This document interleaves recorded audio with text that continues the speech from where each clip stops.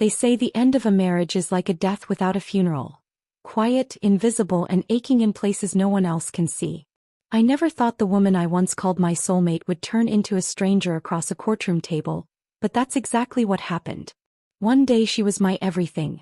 The next she was gone, with the house, the car, our shared savings, even the dog. She didn't just walk away, she erased me from the life we built together. And just when I thought the worst was over, I found out the truth. She had been planning it all long before I even realized we were falling apart. I was humiliated, hollowed out, and broke in more ways than one. But while she thought she'd taken everything I had, she missed something far more powerful: my ability to rebuild. And what I gave her in return wasn't anger, revenge, or chaos. It was something far more unexpected. This is the story of how betrayal almost broke me, and how choosing peace instead of payback became the most powerful move I could make.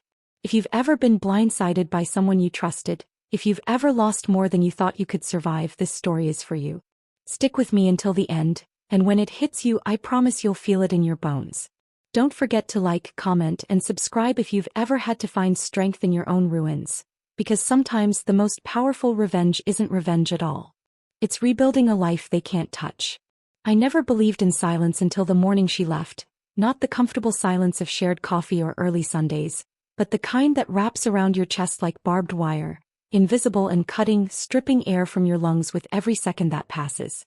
I woke up to the sound of drawers sliding open and the clink of hangers being emptied, a rustling urgency that didn't match the softness of dawn outside. For a split second, I thought maybe she was packing for a trip, maybe I had forgotten something important, but then the slow, suffocating realization crept in. This wasn't a vacation, this was an escape. I sat up in bed, my heart thudding like a warning drum, and watched as she stood with her back to me, sipping a suitcase we'd picked out together 2 summers ago. It was her favorite one, the midnight blue with a single scratch on the corner from our honeymoon. My mouth opened but no words came out, as if my body knew that no sound could stop what was already in motion. She didn't flinch when I finally whispered her name, just kept packing methodically with a kind of detachment that felt colder than any slap. "Where are you going?" I asked, and I hated how small my voice sounded. She paused then, just for a moment, enough for me to believe maybe this wasn't what it looked like. But then she straightened her back, still not turning around, and said, "I've signed the papers. They're on the kitchen table." That's when the ground beneath my world gave out. Divorce.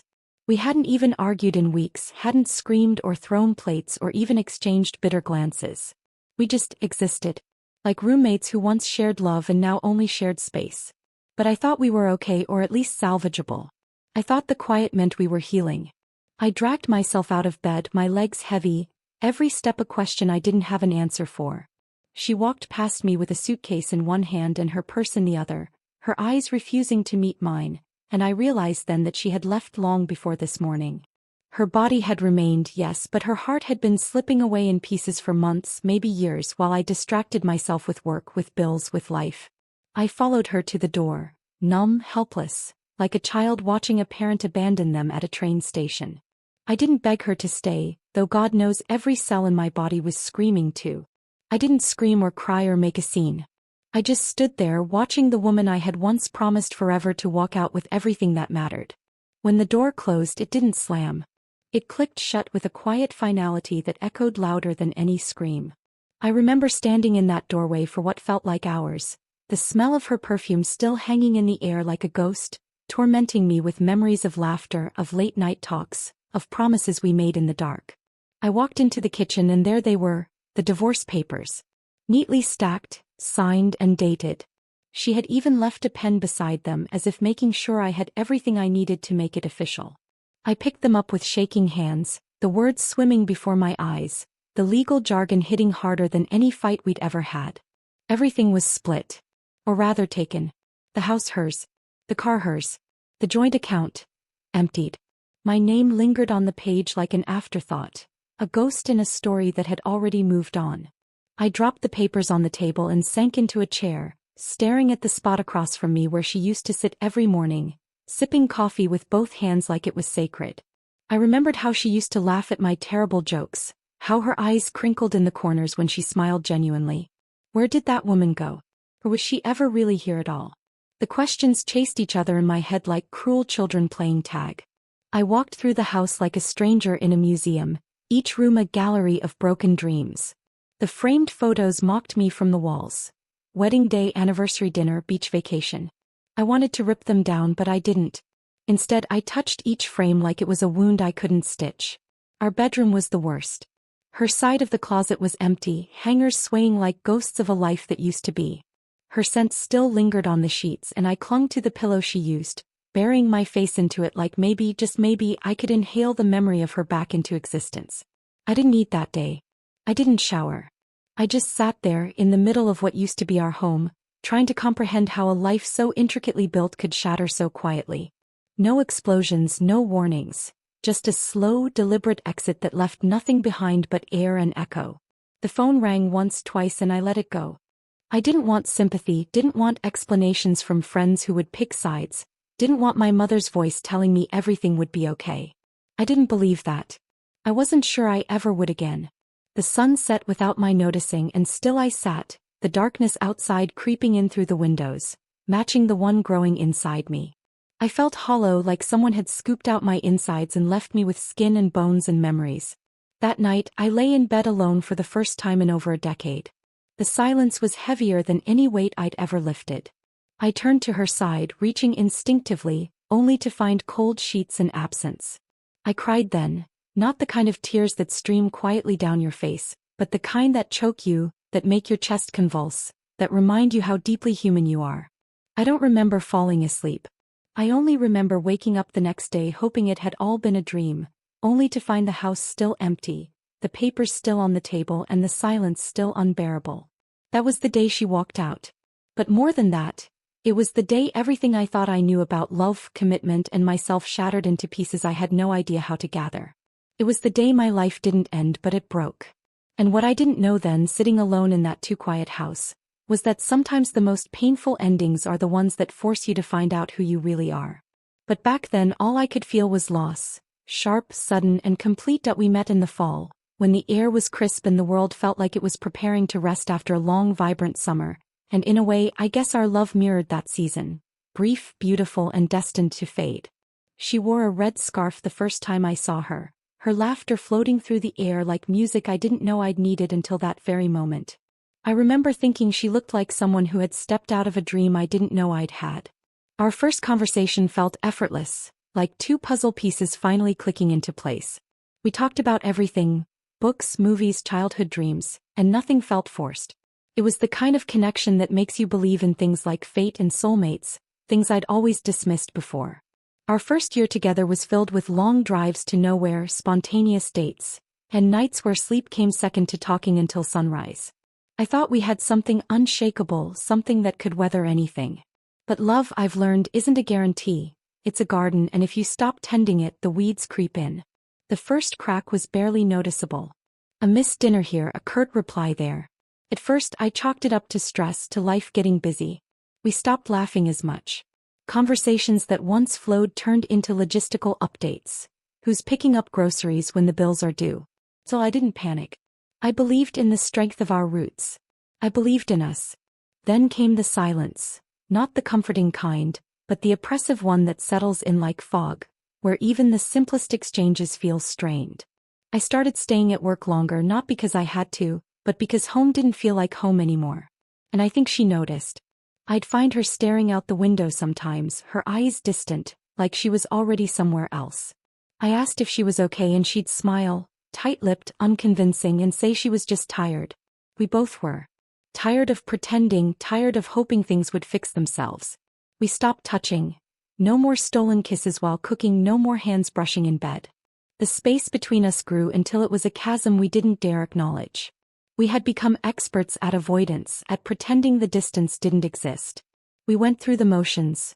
Birthdays, anniversaries, family gatherings, all with smiles that never reached our eyes.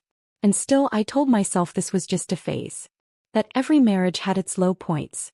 That if we just held on a little longer we'd find our way back. But deep down a part of me knew, we weren't holding on to each other anymore, just the illusion of what we once had. I remember the night I realized we were in trouble. We were sitting on the couch watching a movie we both used to love, and I looked over at her and felt nothing. Not hate, not love, just a numbness that terrified me. I missed her and yet she was right there. And that's when it hit me. Missing someone who's still in the room is lonelier than being alone. I tried to bring it up once, tentatively, saying maybe we should talk to someone, get help. She nodded but didn't say anything. And nothing changed. We just kept sinking. Our home, once filled with warmth and laughter, became a museum of what used to be. Each room whispered memories, good ones that hurt now because they felt like lies.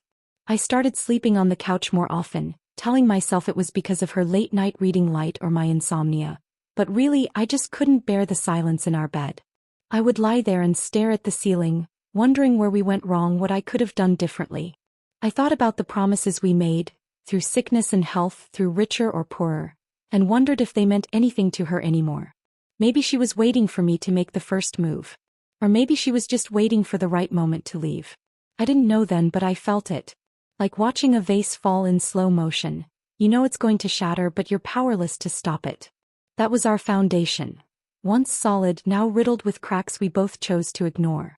We stopped being partners and became cohabitants, ghosts of our former selves. And yet I still loved her. Or maybe I loved the memory of her, of us. Maybe I was in love with the idea that we could get back to the beginning if we just tried hard enough. But love isn't enough when the other person has already emotionally checked out. I see that now. I didn't see it then. Back then I still believed in miracles. I still believed in us. And that belief, more than anything, would be what broke me the most when she finally walked away. The courtroom was nothing like I imagined. Not grand or intimidating, just sterile and suffocating, like a dentist's office with better lighting and worse news. And as I sat there across from her, inches apart yet miles away, I realized how truly far we had fallen. She didn't look angry or sad, just indifferent, as if I were a stranger who had inconvenienced her morning, and maybe that's what hurt the most. Not the divorce itself, not the division of assets or the legal jargon tossed around like our lives were just another spreadsheet to be sorted, but her eyes, devoid of anything, not even a flicker of the woman I once adored, like I was looking into the face of someone who had rewritten history to erase me from it. My lawyer was a kind man, efficient, professional, and painfully aware of how much this was unraveling me, but even his calm presence couldn't stop my heart from pounding like a war drum every time her attorney spoke, each word slicing through memories like a dull knife carving up a life we had once built together. She wanted everything. The house, the car, half of my retirement, and every shared thing between us was laid bare on a table like corpses at an autopsy. Examined and dissected without a shred of reverence for what they once represented.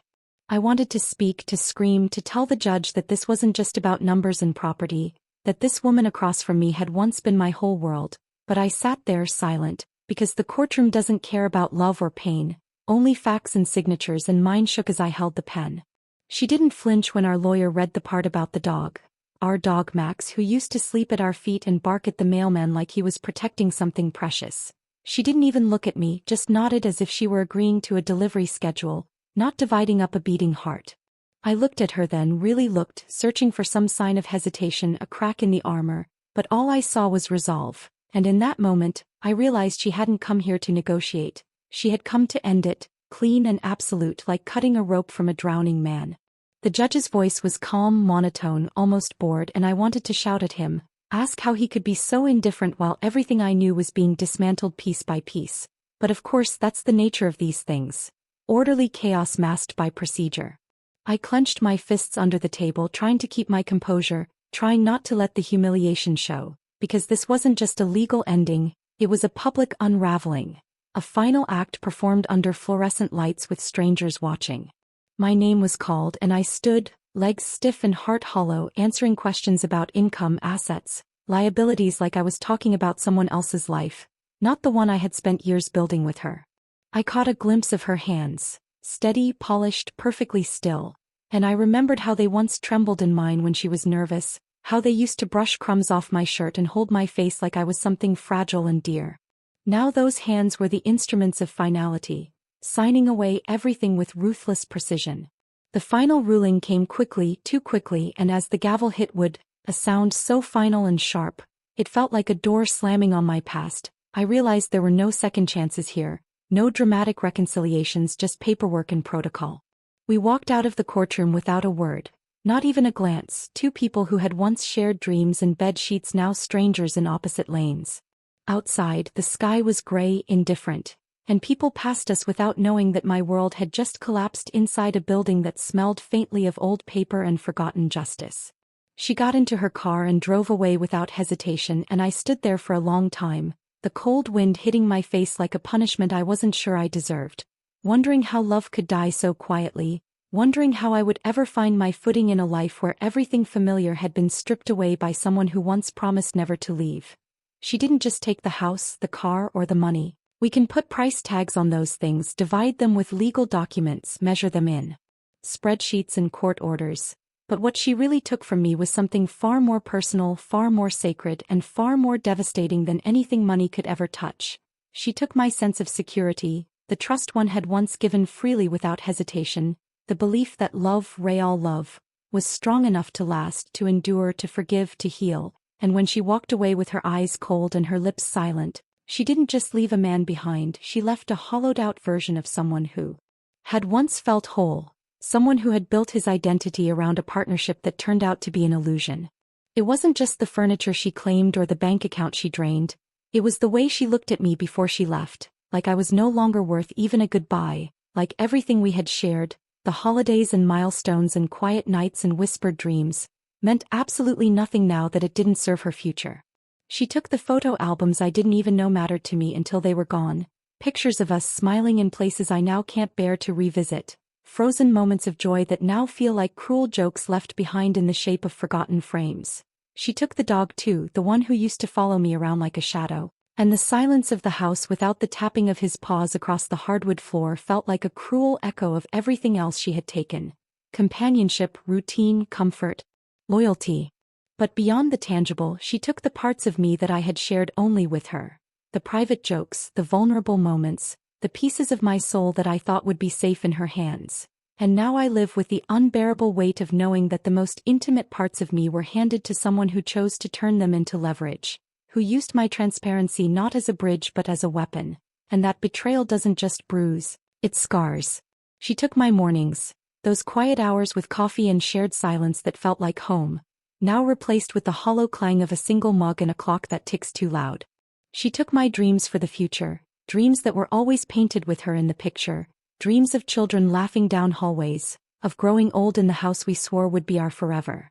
And now when I close my eyes, I see those same dreams burned to ash, replaced by a choking emptiness that sits like a stone in my chest. She took my confidence too, not just in love but in myself, in my ability to trust my own judgment, because how could I have been so blind to the slow erosion, so unaware of the cracks forming beneath our feet while I kept building higher, believing in something that was already falling apart. Every time I look in the mirror now, I see a man second-guessing every instinct, every memory, every moment of softness he ever gave, and that self-doubt runs deeper than any court ruling. She took my identity, the husband, the provider, the partner I had grown into over years of shared life, and left behind a shell that didn't know where to go or who to be without her orbit. And it wasn't just the absence of her that hurt, but the cold, calculated way she stripped it all away, as if it were a business transaction and not the dissection of a life once lived in love. I hear people say, "You dodged a bullet," but they don't see the man picking up the shattered pieces, trying to remember what he looked like before he was reduced to court documents and asset lists. They don't see the long nights on the couch, staring at the ceiling, asking how love became war, how someone who once reached for your hand in the dark could turn around and steal your light so completely. She took the songs we used to love, ruined them with memories I can't bear to relive, took the restaurants we used to visit, the streets we used to walk, the routines that once brought me joy. Everything is tainted now, every corner of this city is a landmine of what used to be. And maybe worst of all, she took my peace. That quiet inner knowing that I was loved, chosen, safe. That feeling of coming home to someone who knew you better than anyone else and still stayed. That peace is gone now, replaced by anxiety that creeps in at the sight of a wedding ring, by a flinch in my gut when I hear someone say, "forever." I am not the same man I was before she left, and maybe that's a mercy, but it doesn't feel like one yet. What she took from me cannot be returned, cannot be reimbursed or replaced, because it was never about the things. It was about the faith I had placed in her, in us, in something I thought was unbreakable.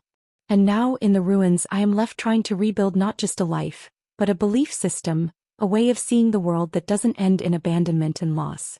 I still find myself reaching for my phone to share a joke, to ask a question, to hear her voice. And then I remember. I remember the way she walked out without a backward glance. The way her voice sounded when she said, "It's over," like she was talking about a subscription she no longer needed. I remember the cold stare in court, the signatures on those papers, the silence when I called her name that last time. I remember it all, and each memory reminds me not just of what I lost, but of how deeply it was taken. And that is a grief I wouldn't wish on anyone. The grief of watching someone you love systematically remove you from their life like an inconvenience, like a chapter they regret. That's what she took from me. Not things. Me that I thought I knew the whole story. I thought the worst of it had already happened, that the damage was done and all that was left was for me to slowly rebuild from the ashes she left behind. But the truth has a cruel way of hiding in plain sight, waiting for the moment when you're just stable enough to knock you off your feet again. And that moment came one evening when I was cleaning out the last drawer of our old desk, a place we used to keep random paperwork, expired coupons, and forgotten keys. At the very bottom, buried beneath a stack of yellowing utility bills, I found an envelope. Not sealed, just folded neatly like it was meant to be found but not quite given. And inside was a receipt, then another and another, all dated months before our separation, all pointing to the same hotel, the same dinner reservations, the same man's name that kept popping up in small, discreet print. Daniel Rivers. I stared at the name, my pulse thundering in my ears, the air thinning around me as I flipped through each paper, my mind catching up to what my heart already feared. This wasn't just a failed marriage. It had been a betrayal orchestrated in the shadows while I was still making plans for our anniversary, still believing in us. My fingers shook as I pulled up our shared credit card history online, something I hadn't been able to bring myself to face before, and there it was, spread out like a confession. Charges for weekends I thought she was visiting her sister, expensive dinners on nights I stayed late at work, jewelry I never saw her wear at home. My chest tightened, a visceral ache forming behind my ribs as each transaction peeled back another layer of lies, and I couldn't stop seeing his name. Daniel Rivers, the same Daniel she used to work with, the same man she said was just a friend, the one I caught her texting late at night and questioning, only to be gaslit into thinking I was insecure, controlling, paranoid. How carefully she must have planned this. How expertly she wove her web of deception while still sleeping beside me, still kissing me goodbye in the mornings, still saying, "I love you," like it meant anything at all. I found myself pacing, angry and humiliated, betrayed on a level I didn't think possible, because now it wasn't just about her leaving. It was about how she had broken me long before she walked out the door, and I never even saw it coming. I called her, not because I wanted to scream, but because I needed to hear the truth from her lips. Needed her to say it so I could finally stop wondering if there was something more I could have done. But she didn't answer, of course she didn't, so I drove. I don't even remember getting in the car, just that I ended up parked outside the hotel listed on the receipts. The one just 20 miles from our home, the one she had driven to so many times while I thought she was out finding herself, needing space, needing clarity. I sat there in the parking lot, my hands clenched around the steering wheel, trying to decide what kind of man I wanted to be in that moment. Broken or bitter, furious or free. And that's when I saw them walking out of the lobby like a scene from a nightmare, laughing, comfortable, casual, like nothing had ever been wrong, and I swear time froze. She was wearing the necklace I had given her 3 birthdays ago, the one she claimed had gone missing, and he had his hand on her back like he owned her, like I had never existed, and something inside me shattered so cleanly it almost felt peaceful, because now I knew I had been living a lie, that she hadn't just fallen out of love, she had jumped headfirst into someone else's arms while still clinging to the safety of mine. And for the first time in months, I felt a different kind of clarity, not the numbness of loss but the sharpness of truth. They got into his car and drove off, and I didn't follow, didn't chase, didn't confront. I just sat there watching the tail lights disappear and let the storm rage quietly inside me, because what was the point of shouting into a void that had already swallowed me whole? I went home that night and poured myself a glass of whiskey I had been saving for a celebration, sat on the back porch, and let the cold air numb my skin while the heat of betrayal seared through my veins. And as much as it hurt, as much as it burned, there was also a strange comfort in finally knowing the truth, in finally being done with the false hope, the self-blame, the belief that I could have saved something that she had already given away piece by piece behind my back. Beneath the surface of our crumbling marriage wasn't just apathy or disconnection. It was infidelity, cowardice, and the kind of cruelty that comes from watching someone trust you while you quietly destroy them. And now that I knew, now that I had seen it with my own eyes, I could never unsee it. I wasn't mourning love anymore. I was mourning a fantasy, and there is something strangely empowering about that, because you can't fix a lie, but you can walk away from it with your head held higher than the people who tried to convince you it was your fault. The days that followed felt like dragging my body through smoke and splinters, waking up in a home that still echoed with her absence, where every object reminded me of something I couldn't have back. But somewhere in the quiet aftermath, after the shouting in my head dulled, after the betrayal began to lose its sharpest edges, I started to hear something else, something softer, something I had forgotten, my own voice. It was faint at first, buried beneath shame and heartbreak and memories I wanted so desperately to outrun. But it was there, whispering in the smallest of moments, in the way the morning light spilled across the kitchen floor, in the way coffee tasted bitter and clean without her sugar or judgment, in the way my dog's absence made room for my own breath, finally unshared. I didn't try to fix everything at once, couldn't even if I'd wanted to, but I started with small things. I cleaned out her closet not with vengeance but with grief, folding each item like it once held a story, and I cried not because I missed her but because I was finally making space for myself. I started cooking again, poorly at first, but something about the hiss of onions in a pan, the quiet ritual of feeding myself, felt like reclaiming a part of me I'd handed over without realizing. I went for walks, long ones, without music or distraction, just me and the sound of my own footsteps tracing new paths through old neighborhoods, letting the rhythm of movement start to uncoil the tight knots in my chest. I found a therapist, not because I was ready, but because I knew I'd never be ready, and waiting for the pain to go away wasn't working. I sat on that couch week after week, unraveling the pieces, speaking truths I hadn't dared say out loud, like how part of me still missed her, not who she was in the end, but who I thought she was, and how ashamed I felt for not seeing it sooner, for loving someone who could lie so easily, for needing closure from someone who had slammed the door so hard it nearly broke me. The healing didn't come like a sunrise. It came in flickers, in days where I laughed without guilt, where I went a full hour without thinking of her, where I slept through the night and didn't wake up suffocating in memories. It came in the form of new habits. Reading again, journaling in short, angry bursts that slowly turned into clarity, reconnecting with old friends I had slowly pushed away during the slow fade of my marriage. They didn't say, "I told you so," even though I know some of them had seen what I didn't. They just showed up with beers, with dumb jokes, with silence when I needed it, and that mattered more than I can explain. I started going back to the gym not to impress anyone, but because lifting something heavy and setting it down felt like proof that I still had control over something in my life. I stopped checking her social media. I unfollowed, deleted, erased her digital shadow from my devices because it wasn't helping, because I was trying to move forward while still gripping the past like a lifeline.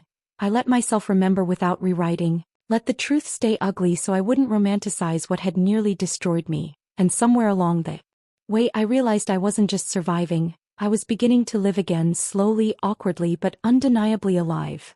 I learned to sit with my pain instead of running from it, learned that healing isn't about forgetting. It's about remembering differently, remembering without crumbling, without bitterness poisoning every beautiful thing that comes next. I started volunteering at a local shelter, walking dogs who had been left behind just like I had, and in their eyes, in their wagging tails despite their scars, I saw something I'd forgotten: resilience. I wasn't fixed, I wasn't whole, but I was rebuilding brick by brick, and for the first time in a long time I didn't hate who I was when I was alone. I was no longer the man who had everything taken. I was the man who was learning how to take it back, not through revenge or bitterness, but through becoming someone even she couldn't have imagined surviving without her. There's a strange kind of clarity that only arrives when the dust has long settled, when you're not looking for answers anymore but find them quietly lying beneath your routines like forgotten coins in the lining of an old coat. And that's how it happened for me. Not with a grand epiphany, but with a series of quiet realizations that crept in during the spaces between healing and remembering. Like the morning I stood in front of the mirror shaving and caught my own eyes. Really caught them, and saw a man who wasn't broken anymore, just changed. I didn't feel triumphant or bitter, just still, and that stillness was a revelation, a calm I hadn't known I needed until it arrived. It happened again at the grocery store, passing by the cereal she used to love, the one I used to grab automatically, and realizing I didn't need to anymore. Not out of spite, but because that part of my life didn't belong to me now, and I no longer felt tethered to the habits that once defined us. It happened when I got a call from a mutual friend, and I didn't feel the urge to ask about her, didn't feel the pang of curiosity or the fear of hearing she was doing well. I just let it go like a leaf drifting downstream, and in that letting go I felt lighter. I started seeing myself differently, not as the man who had been left, but as someone who had survived, who had stayed kind when it would have been easier to grow cold, someone who had chosen to feel every ounce of pain instead of numbing out or burying it under someone new. I realized that grief isn't just sadness, it's love. Without a place to go, and once I stopped fighting it, stopped trying to rush through it, I found that it softened, turned into something that didn't hurt so sharply but lingered like a bruise on a place that once mattered. I remembered moments with her. Not the betrayal or the lies, but the human parts, the way she used to hum while folding laundry, the way she would lean into me when she was cold, and I let those memories sit without twisting them into poison. I understood then that forgiveness wasn't about excusing what she did. It was about releasing myself from the prison of needing closure, of expecting her to carry the guilt I had already carried too long. I forgave her in the quiet, not because she deserved it, but because I deserved peace. I started finding joy in things again, not because I was trying to move on, but because I finally had space to notice them, like the way the sun looked when it hit the trees in late afternoon, or the taste of food I cooked just for me, or the simple satisfaction of finishing a book I actually liked. I stopped measuring time in before her, and after her, and started living in the moments as they came, unburdened by what they meant in relation to my past. I realized that healing wasn't a destination, it was a practice. One that I would probably keep showing up for every day, some days more successfully than others, and that was okay. I wasn't chasing happiness anymore, just presence, just truth, and in that pursuit I found something better than the life I had lost. I found a new self, one who had walked through fire and come out with scars, yes, but also strength and grace I never knew I had. I began to believe in love again. Not in the naive, all-consuming way I once had, but in a grounded, patient way, one that knows love isn't meant to complete you, only to accompany you when you're already whole. And that, more than anything else, was the quiet realization that changed everything. I didn't need her to come back, I didn't need to rewrite the past, I didn't need vengeance or validation. I only needed to keep showing up for the life that was still waiting to be lived, a life that was mine alone. There was a point, not long after the truth settled and the ache dulled just enough for clarity to start creeping in, when I found myself standing at a crossroads I hadn't seen coming, one where every instinct screamed for vengeance while the quieter, buried part of me whispered of something far harder, forgiveness. And the war between the two wasn't loud or cinematic, it was quiet, relentless, like a drumbeat in my chest that never stopped, each side making its case in the smallest of moments, like when I saw a photo of her and him online, smiling like nothing had ever been broken, like I had never existed, and something primal rose in me, a fury so sharp it made my hands tremble, and I imagined all the ways I could burn her world down the way she had scorched mine, telling her family, her friends, the truth she had kept hidden, dragging her through the mud until her new life stank of the betrayal she so easily walked away from, and for a second, that vision gave me a strange satisfaction, a glimpse of balance in a world that had felt so lopsided since the day she walked out, but it never lasted. That satisfaction always turned sour, always left a bitter taste in my mouth, because no matter how I turned it, revenge wouldn't rewrite the past, wouldn't return the trust or the love or the years I'd given, it would only make me more like her. And that thought alone made me recoil, made me question whether getting even was ever really about justice or just pain searching for a new home. I wrestled with it every day, forgiveness feeling like surrender, like letting her win, while vengeance felt like control, like action, like finally getting to write my own ending instead of being a character in hers. But the truth is, both roads were exhausting, both made me relive everything I wanted to forget, and so I began to ask myself, what do I want to feel when I look back on this years from now, when the fire is gone and the scars are just part of my story? And that question kept me up at night because I didn't know the answer, not yet, but I knew I didn't want to be the man who let bitterness write his legacy. I started thinking about who I was before her, the man who believed in compassion, in giving people the benefit of the doubt, the man who held doors open and offered second chances not because he was weak but because he saw the strength and grace, and I wondered if that man was still in there, somewhere beneath the anger and betrayal, and if he was, what would it mean to choose him again? I read about forgiveness, not the sanitized, spiritual kind, but the gritty, real kind that comes with tears and trembling hands, the kind that doesn't let the other person off the hook but sets you free from carrying them in your bones. And slowly, painfully, I started leaning into that version of the path, not because I wanted to be noble but because I was tired, so tired of giving her more space in my head than she deserved. I wrote letters I never sent, poured out every ounce of resentment, every unanswered question, every bit of sorrow until the words blurred on the page, and then I burned them. Not for her but for me, as a ritual, a signal to myself that I was letting go of the need to hurt her the way she hurt me. I started talking to people again, really talking, sharing my story not as a victim but as someone learning how to rise. And in those conversations I found mirrors of my own struggle, people who had been broken and rebuilt, who had chosen mercy not out of weakness but because they wanted to move forward, unshackled. And so one morning, after months of wrestling with what I deserved versus who I wanted to be, I made my choice. Not to forget, not to erase, but to forgive quietly and completely, not as a gift to her but as a release for me. And when I finally said it out loud alone in my living room, the words didn't feel like chains, they felt like wings, fragile but real. And in that moment I knew I had chosen the harder road, the higher one, and somehow that felt like winning after all. I wrote you a letter once, late at night when the world was quiet and the ache in my chest refused to let me sleep. And though I never sent it, every word bled from the deepest part of me, from a place where love and pain still coexisted like oil and water, refusing to separate no matter how much time had passed. I started with the truth, the kind I could never say out loud while you were still here, the kind I only found after watching you walk away without so much as a backward glance. And I told you how much I hated you in those first few weeks, hated the way you stole my peace, hated the way your silence roared louder than any goodbye, hated how I still found myself reaching for your pillow in the middle of the night like some fool still waiting to wake up from a bad dream. But beneath that hate was heartbreak, raw and gasping, the kind that doesn't scream but simmers, eating away at everything soft until only edges remain. And I told you that too, told you how it felt to eat dinner alone every night, to pass your toothbrush still sitting untouched in the bathroom for weeks because I couldn't bear to throw away the last piece of your routine. I told you how I played the blame game in my head until I couldn't see straight, turning over every memory for clues, wondering where I failed, what I missed, how I could love someone so deeply while they slowly, carefully built a world that didn't include me. And I asked the questions that still haunt me. When did you stop choosing me? When did my presence become a burden? When did I love you become something you said out of habit instead of heart?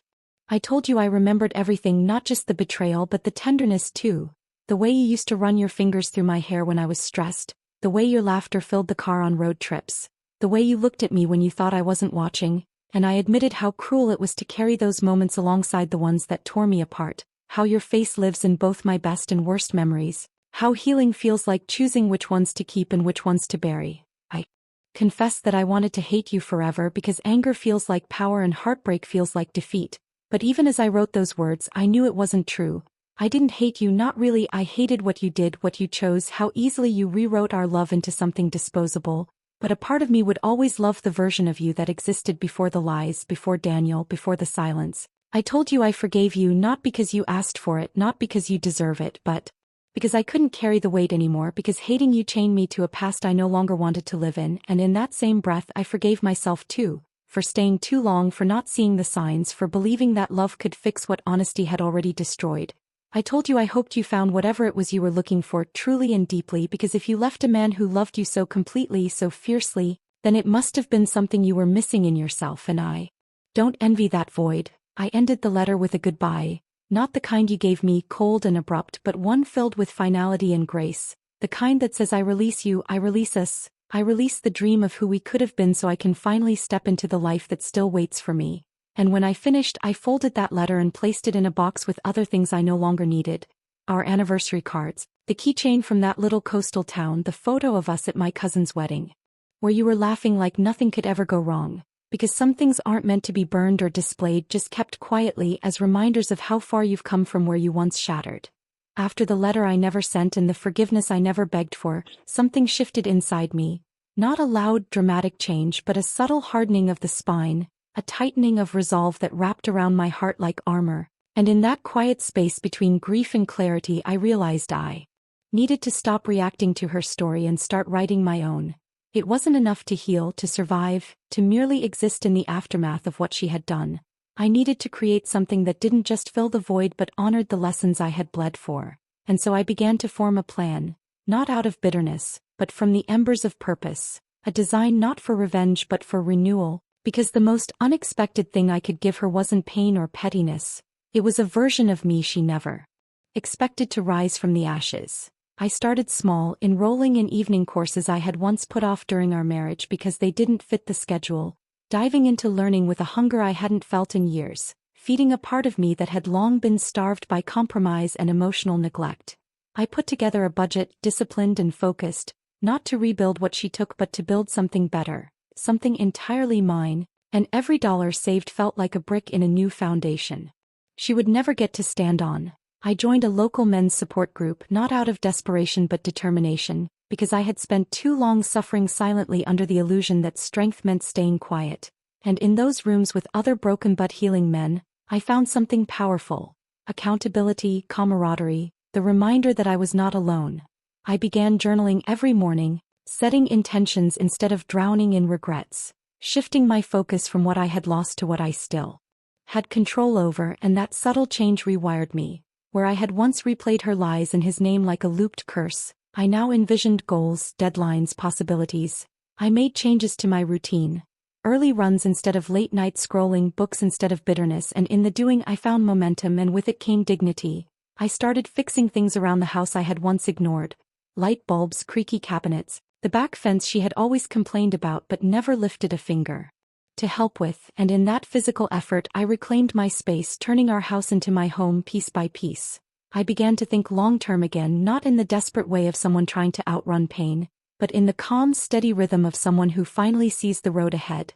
And I mapped out career moves, networked with people who saw my value without her shadow hanging over me, and slowly but surely, opportunities began to sprout in the cracks she left behind. And then I did something that scared me. I booked a solo trip, one I had always dreamed of, and though fear whispered in my ear the whole time, I went anyway, and standing at the edge of a place she had never been, surrounded by strangers and sunsets she would never touch, I felt the world open again, felt my lungs fill with the kind of air that can only come from knowing you're no longer bound to someone else's gravity. I didn't do any of it to impress her, to show her what she lost. That wasn't the plan. That would have still been about her, and my plan finally was about me. About freedom, about choice, about rebuilding not what was but what could be, and every action I took, every new boundary I set, every step into the unknown was my declaration, silent but absolute, that she may have taken so much from me, but she would never take the man I was becoming. This was my plan: to rise not out of spite but out of self-respect, to craft a life not shaped by pain but by the power of having survived it. She thought she knew how the story would end. Thought I'd fade into bitterness, thought I'd break quietly and disappear, another man folded by heartbreak and humiliation. But what she didn't count on, what she never even considered, was that the version of me she left behind was not the one who would write the ending. And the unexpected thing I gave her wasn't a confrontation or a final message of rage, but something far more unsettling for someone who thrived on control. I gave her indifference, not the cold kind that pretends not to care, but the deep, earned kind that comes from no longer needing anything from someone who once held your entire heart in their hands and crushed it without flinching. It happened on a sunny afternoon at a mutual friend's event, months after the dust had truly settled and I had rebuilt so much of myself that I barely recognized the man I used to be. The one who begged in silence, who analyzed her every word, who looked for closure in places that only offered silence. She walked in holding his hand, her posture tall and rehearsed, expecting to see me flinch, to see the shadow of our past still reflected in my eyes, but instead she saw something far worse. Peace, not forced or performative but genuine, the kind that radiates from someone who has done the hard work, the soul work, and come out whole on the other side. I nodded politely, smiled like you would to a stranger who once lived next door, and turned back to my conversation without a second thought, and I watched from the corner of my eye as her confidence faltered just slightly, as she whispered something to him with a glance that didn't match the certainty she wore when she entered. And I knew then that she was seeing what she never expected, me free.